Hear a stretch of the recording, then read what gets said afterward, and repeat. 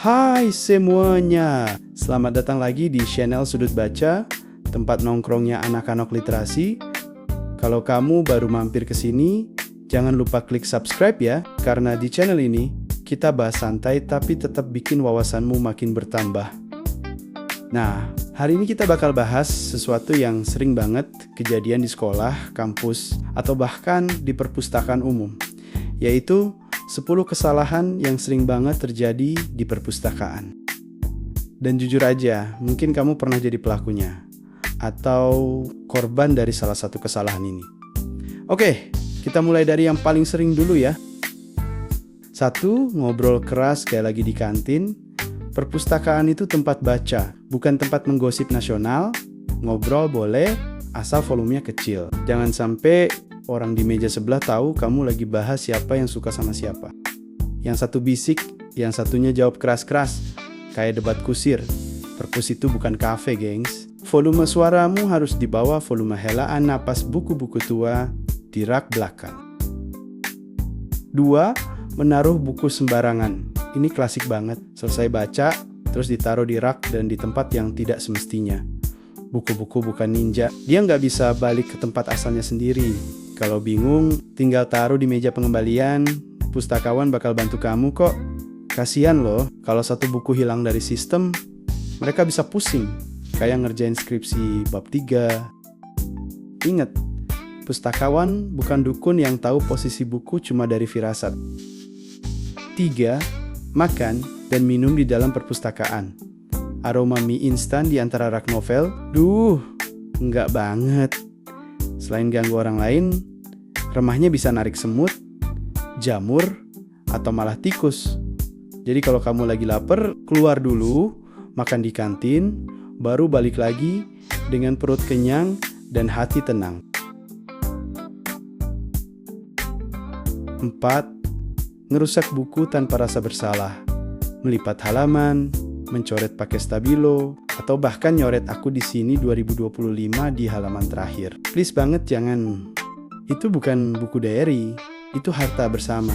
Pakai pembatas buku aja, biar tetap sopan dan estetik. 5. Pura-pura balikin buku, padahal enggak. Ini dosa literasi yang paling besar. Kadang bukunya terbawa pulang, terus lupa dikembalikan. 3 semester kemudian baru sadar. Mengembalikan buku tepat waktu itu bukan cuma kewajiban, tapi bentuk tanggung jawab intelektual. Dan bonusnya, pustakawan nggak perlu jadi detektif dadakan buat nyari buku yang hilang. Pakai HP tapi suaranya masih on max. Notifikasi ting-ting kedengeran dari ujung rak ke ujung dunia. Kalau lagi di perpustakaan, aktifin silent mode atau matikan aja sekalian HP-nya. Karena sejujurnya, nggak ada notifikasi yang sepenting ketenangan pikiran pas lagi baca buku. Duduk di meja baca, tapi malah scroll TikTok. Ini nih, jenis makhluk literasi digital sejati. Duduknya di perpustakaan, tapi pikirannya jalan-jalan ke FYP. Kalau cuma pengen healing visual, mending duduk di taman. Perpustakaan itu tempatnya fokus, bukan tempat nambah screen time.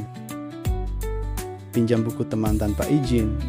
Buku pribadi itu beda sama buku perpustakaan. Jadi, kalau kamu mau pinjam buku, izin dulu. Karena bisa jadi di dalam buku itu ada catatan penting. Atau bahkan kenangan sentimental. Mengambil tanpa izin, nah itu namanya bukan literasi, tapi kleptorasi. Tidur kayak lagi menginap di hotel bintang 5. Ngantuk boleh, tapi rebahan di meja baca sambil ngorok. Jangan dilakukan ya. Perpustakaan itu bukan kos-kosan literasi. Kalau udah terlalu capek, keluar bentah minum air, stretching, terus lanjut lagi. Sangat tidak dibenarkan apabila kamu tidur di ruang baca perpustakaan. Lupa bilang terima kasih ke pustakawan. Ini hal sepele, tapi penting banget. Pustakawan tuh pahlawan tanpa jubah. Mereka merawat buku, mencari referensi, dan membantu kamu waktu mencari judul yang entah kemana. Mengucapkan makasih itu sederhana, tapi dampaknya besar banget. Nah, itu dia 10 kesalahan yang sering banget terjadi di perpustakaan. Kalau kamu pernah melakukan salah satunya, ya nggak apa-apa. Kita semua pernah khilaf kok. Yang penting sekarang kamu sadar dan gak ngulang lagi. Karena jadi orang berliterasi itu bukan cuma soal seberapa banyak buku yang kamu baca, tapi seberapa besar kamu menghargai tempat dan orang-orang yang menjaganya. Oke, sekarang giliran kamu.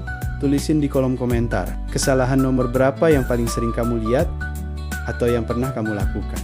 Diam-diam tapi pura-pura enggak. Jangan lupa like, subscribe, dan nyalain loncengnya. Biar tiap minggu kamu dapat konten santai, cerdas, dan tentunya berbau buku tapi nggak bikin ngantuk. Sampai jumpa di video berikutnya. Cuman di Sudut Baca, tempatnya cerita, bukan sekadar baca.